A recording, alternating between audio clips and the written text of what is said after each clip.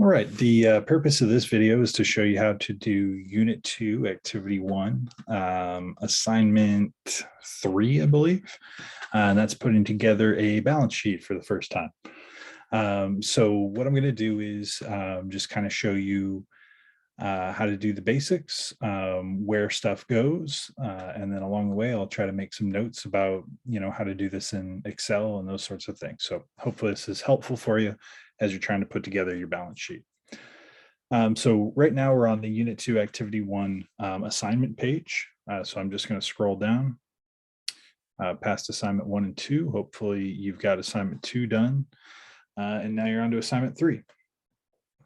So we've got our basic information here that we need to translate into a balance sheet. You're going to see on the left-hand side, Jonathan Benedict owns. Those are his assets. Those are things that are a part of his business.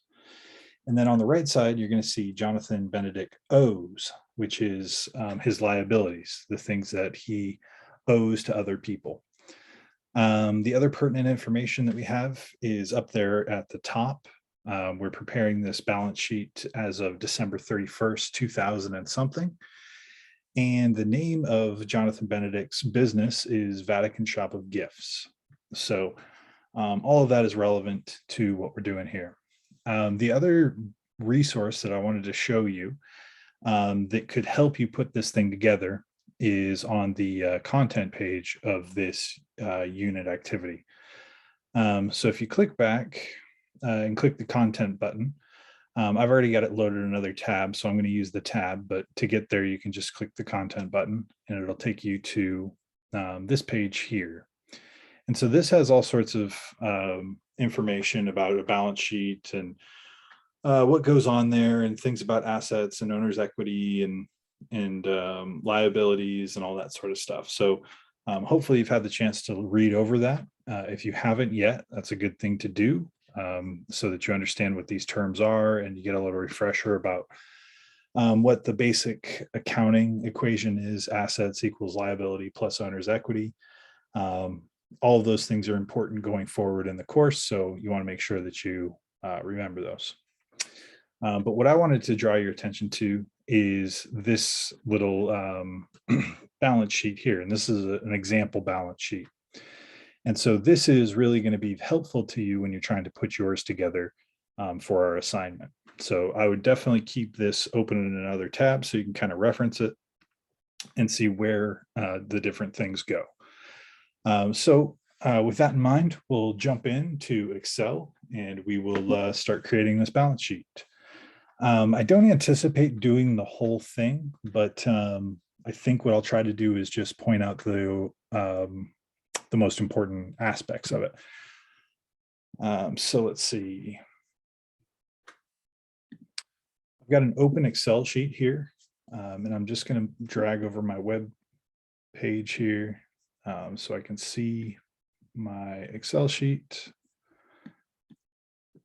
And the first thing that we want to do is we're going to do the heading of the balance sheet, which gives us the information about who this balance sheet is being prepared for, what business it is, and also when it is. So if you see on our example one up here at the top, you've got the name of the business first, what kind of financial instrument this is, which is a balance sheet. And then the third line is the date, and then they skip a line. So we're going to do that here on the Excel using the information from our assignment. And so if you're not really familiar with Excel, I'll try to give you hints along the way or tips along the way. And you can just kind of watch what I'm doing and then hopefully replicate it on your own.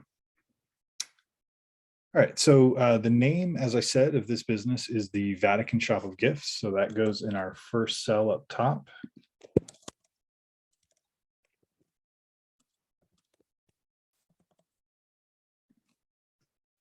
And then the second line is what this is. So this is a balance sheet.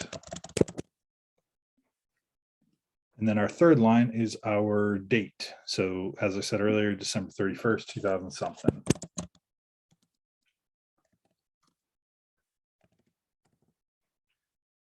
All right, and so it's really that simple. And then we're skipping that line. And then we will start figuring out what assets we are going to include on this balance sheet. And like I said, in the assignment, it labels the assets as Jonathan Benedict owns, but that just means his assets. So we'll skip row 4 here and we'll go down to 5. And we can't just start listing the assets, the cash, accounts receivable, supplies, etc. We need to label this column that we're going to be in assets. So I'm going to do that here. And if we look back at our example from the content section, you'll see that there's some things that they want you to do with that assets label. So for example, they have it italicized and they also have it underlined. So we'll go ahead and do that now so we don't have to go back to it. And Excel is set up a lot like Word. If you're more familiar with Word, some of those tools are up here. So to italicize it, all we have to do is hit the italics button. And then we can underline it using the underline button. So we got that. And now we can get into the rest of our, or listing our assets. So the first thing we're going to do is just put down the names of the accounts, the asset accounts, and then we'll worry about the totals that are in those accounts. So our first asset account is cash. Cash being first because it is the most liquid. Liquidity, remember, is how easily something converts into cash. So cash is liquid, thus it's the most liquid. And then after that, we'll have our accounts receivable.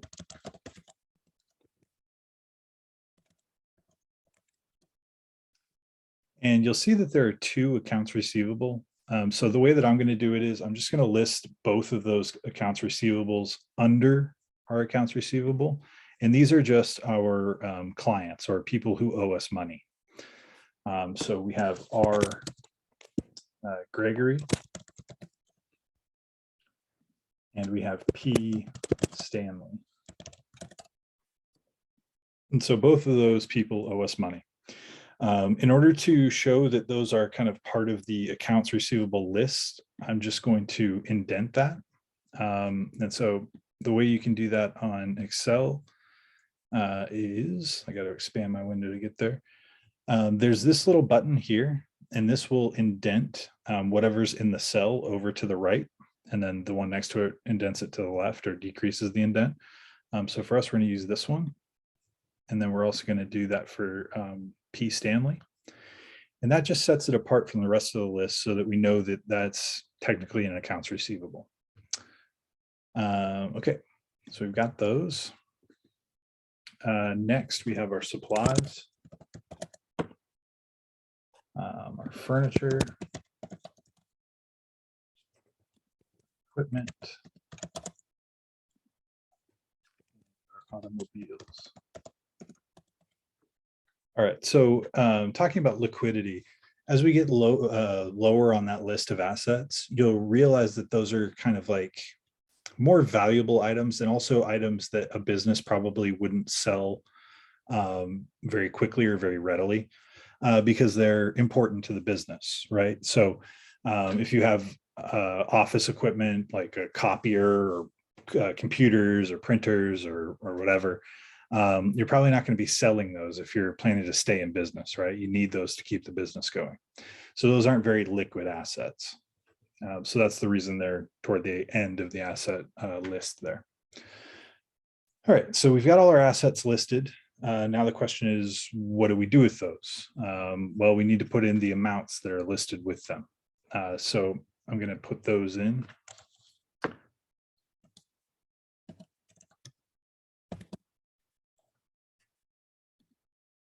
And let's see, 450.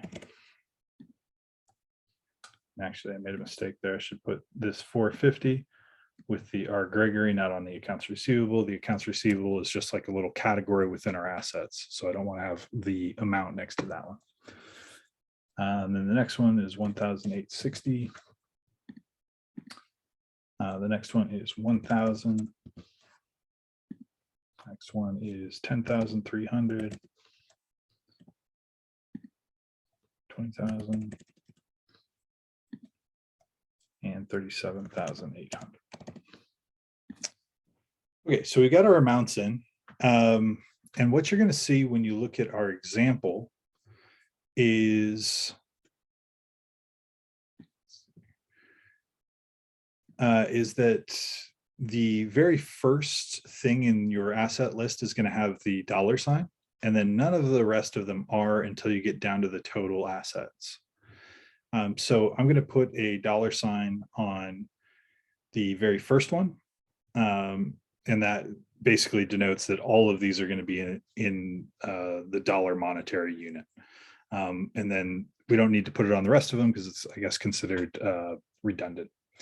So to do that, I'm just going to click on the cell next to the cash account, and I'm going to go back up here, and you'll see that little $sign. If you click on that, it'll put this into dollar format, I guess you'd say. All right, and then the rest of them, even though I don't want to put them into like the dollar format, I do want to have a decimal and the 00, and so, and also the comma. So the way to do that is there's these little buttons up here with the arrows and the zeros, and that will increase or decrease your decimal. So I'm going to hit the increase decimal, and that gives me 1 0. Do it again, gives me 2 zeros. And then if I want the commas in place, just to show, you know, what place we're in, you can hit this little comma up here right next to those decimal buttons. So if you hit that, it'll put it into that form for you. All right, so we've got that all properly formatted. And then we need to just total our assets. So what does all of this added up equal? And so, of course, you can get out your calculator and just add them up, but there's an easier way of doing that. So I'll show you that. But first thing, let me put in total assets here. Let me make sure I spell assets right, because sometimes I don't. Okay, and then if we look at our example, they want total assets bolded. So again, you go up there just like on Word and hit bold.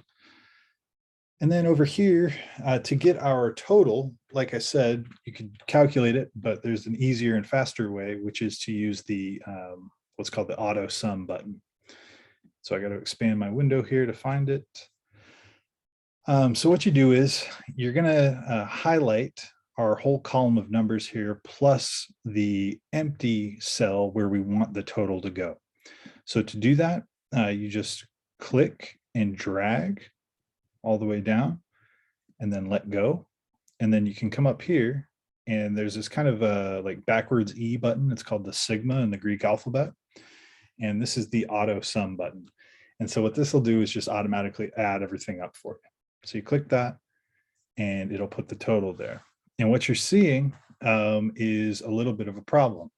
So we've got all those hashtags there, pound signs, and that doesn't mean that the calculation was incorrect. It just means that there is not enough space for the number it's trying to display.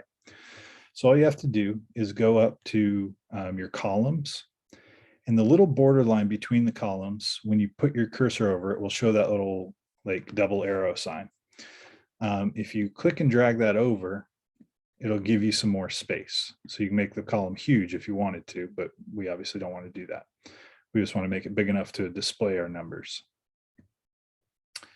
And then you can do the same thing for the other column to make sure that you have all the words in the correct place. Like accounts receivable is bleeding over into that other cell. We can make this one just a little bit bigger so that it accommodates all of those words.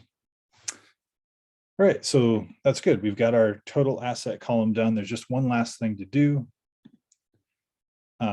Excuse me, when we go and we look over at our example, you'll see that the total assets are double underlined.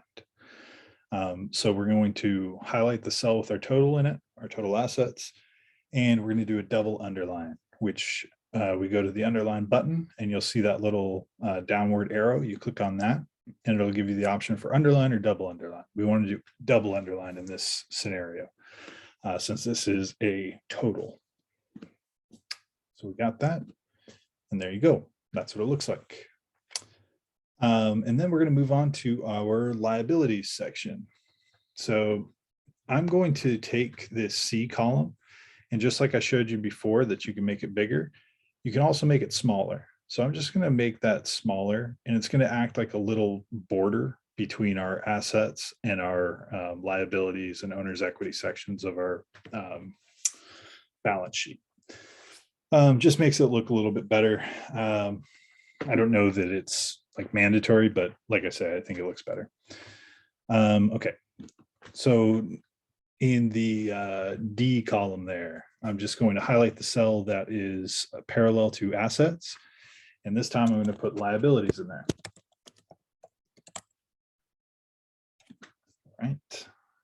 And remember that for these, we want to italicize them, and we want to underline them, not double underline. So I got to hit that little arrow again, hit underline. And then I'm going to just list whatever's in the assignment there that are the John Benedict O's stuff. So there's only a couple of those, I think. Yeah, we've got 3. So the first one is a bank loan. Second one is accounts payable. And again, we have 2 accounts payable, meaning people that we are, or companies that we owe money to. Maybe there are suppliers or people that we buy stuff from. So again, I'm going to skip down underneath accounts payable and just do the 2 businesses that we owe money to under the accounts payable umbrella. So that is ceramics or ceramic supply and Religious Art Co.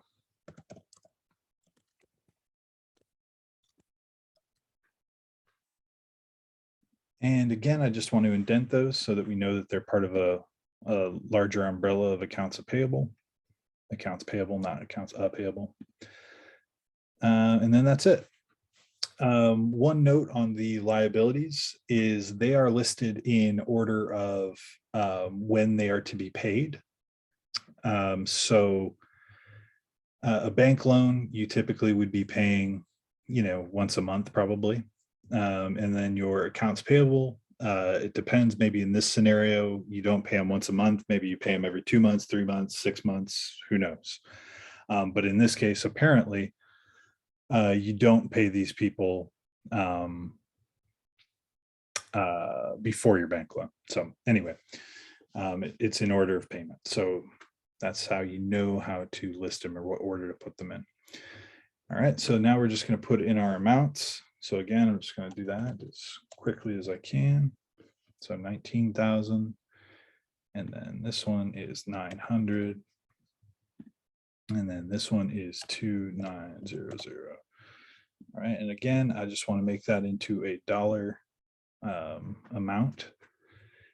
And then these, again, since we already have the dollar amount up here, we don't need to add it to the rest of them. We just need to put it into a decimal point form. And then I'm also going to add my comma to that one. Right. And then as you see, when I put those amounts next to the names of the accounts payable, it then obscures the name of those. In order for those to show, again, you just have to make your column a bit wider. Okay, so then we got our liabilities. Let's go ahead and take a look at our example and see if there's anything else that we need to do for our liabilities. And so, yeah, it says it turns out we need to make sure that we have our liability total there, although we don't have to label it. So what we'll do is we'll just do that auto sum feature again. And we'll get our total liabilities. All right, so our total liabilities equal $22,800. All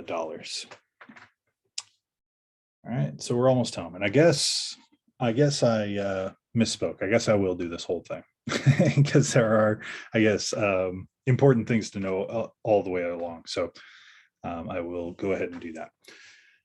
All right, so we got our total there. The next thing we're going to do is the owner's equity section. And so we won't skip a line or anything. We'll just put in owner's equity. And this one, the total for it is not given to us explicitly. This is something that we have to infer or calculate. So as you guys hopefully know by now, assets equal liabilities plus owner's equity. And so if you have to figure that out or change that equation, because we don't have the figure for owner's equity, then you would just move liabilities to the other side of the equation, which you probably learned in math. And in order to do that, you got to subtract it, right, from both sides. And so what you end up with is assets minus liabilities equals owner's equity. So in order to get our number here for our owner's equity, we just have to subtract this asset number, or I'm sorry, this liability number from this asset number, and then we'll get what the owner's equity is. So owner's equity, this cell, I just want to, again, italicize it and underline it. And then underneath that, I'm going to put the owner of this business's first initial and their last name, comma, capital, meaning this is what they owe, or this is what they can claim from their business. So technically they could take this amount out of the business and it wouldn't harm the business, or it would harm the business, but they are legally entitled to this money. You know, if they took all the money out, then that would mean they probably sold all of their assets and liquidated the business, and now the business is no more, right? So they wouldn't do that, but they do have the right to do that, I guess, is what I'm saying. So this guy's name was Jonathan Benedict. So here we're going to put in J. Benedict Capital. So this is the money that he has in the business that he has the right to take out if he so chooses. And then we're going to put our total next to that. So the owner's equity, like I said, is the liabilities, or sorry, assets minus liabilities. So I'm going to grab my calculator here.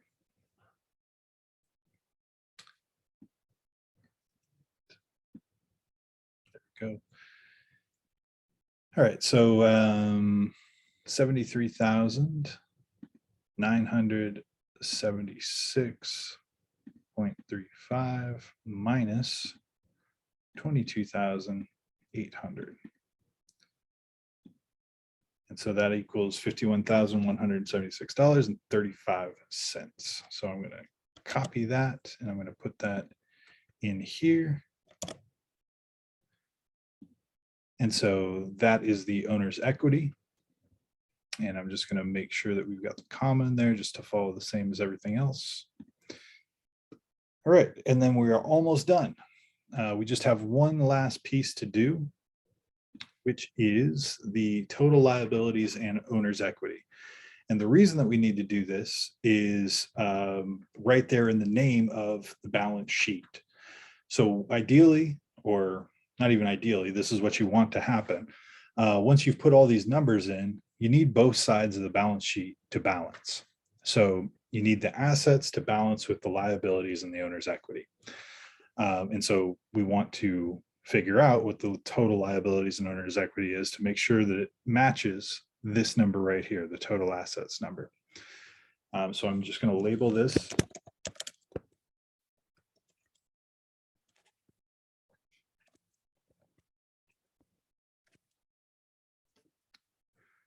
Right. And I'm going to figure out if we have the right numbers here. So what I'm going to do is get my calculator out and I will just calculate these two numbers. Or what I could do instead of that is just use the auto sum button again, which I think I will try just to show you. So I'm going to click and I'm going to click on this, our total liabilities number. And then I'm going to drag it down to our empty cell there next to total liabilities. And I'm going to go back to that little backwards E or the sigma button. I'm going to click on that. and I'm going to get my total liabilities and owner's equity, which magically, or maybe not so magically, balances perfectly with our total assets. So we did that correctly. Everything's in right, and our business is in balance, which is cool. It's a satisfying feeling at the end of doing all of that. So I'm going to make sure that I've got this bolded here. I'm going to make sure that I've got this number double underlined. And I think there's supposed to be like a kind of like a line under this one, just above our liabilities total. So I'm just going to underline that as well. All right, so we've got the numbers part of it down, and now we just want to make sure that everything is legible and everything is sort of like formatted properly and looks good. So there's just a couple of things left to do with that. Up here at the top, you'll notice that our stuff is kind of justified over to the left here, and ideally we'd like it centered in the middle. So to do that, it's pretty easy. All you have to do is click on the cell that your text is in, and then click and drag it over to kind of the absolute right side that you want of your balance sheet. So I'm dragging it all to the side of that E, because that's kind of where all my balance sheet information stops. And then I'm going to hit this button up here, which is like a box with a multi-directional arrow, I guess. I don't know. But this is the merge and center button. So when you click on this with that stuff highlighted, it's going to merge all those cells and then center what's ever inside of it. So you'll see what happens. All right, so that sends it like that. And then you just have to do that for the remaining rows that you want. So our balance sheet row, and then our date row. All right, so we've got that. Next thing we want to check for is that all of our text and numbers are legible, or that you can see them. So the asset row is good. The numbers there are good. This one is a little bit short because it's cutting off our total liabilities and OE, or owner's equity. So I'm just going to drag that over, give us a little bit more room there. And so that's good. Everything is legible. We can see everything. The last thing I want to do is I just want to put in border lines so that this is all split up, or it's not just like floating there, like in our example. So actually you can kind of preview what this is going to look like printed. So if you click on this button down here by the zooming scroll, and you zoom in, it shows you like faint lines, but when that actually prints, you'll see that it's not going to actually have any lines the way we have it right now, which is technically okay, but it would be better with lines just to kind of make it a little bit more, I don't know, separated, or maybe easier to read. So what I'll do is go back to my normal view. And I'm just going to click and drag, starting at the top left corner, and go down to the bottom right corner. So I have everything highlighted. And then I'm going to go up to this border button, which is next to the underline button. And if you click the little arrow next to it, you're going to see all of the options for the different borders that you can do for each cell. And you can do this all individually, or you can do it in a big chunk like we're about to do it. So the one that I'm going to choose is the all border button. And this is just going to put borders around all of our cells that we have linked up here. So I'll show you what that looks like. All right, so that just kind of like separates all of the numbers and words and all that stuff. And in my opinion, just makes it a little bit easier to read. And then also it has the added benefit of looking like our example here. So that's that. And so if we go to our kind of preview button, you'll see that the lines show up there, although they were showing up earlier, so I don't know. But one other way to check if you've got them done correctly or done the way that you want is to go to the print button and just look at your print preview, and you'll see that those lines are actually there now. All right. I believe that's all we need to talk about for the balance sheet. Hopefully that was helpful to you, and you've got a good idea of how to do the balance sheet. I will stop rambling and I'll close this up. Thanks for watching, and I will catch you next time.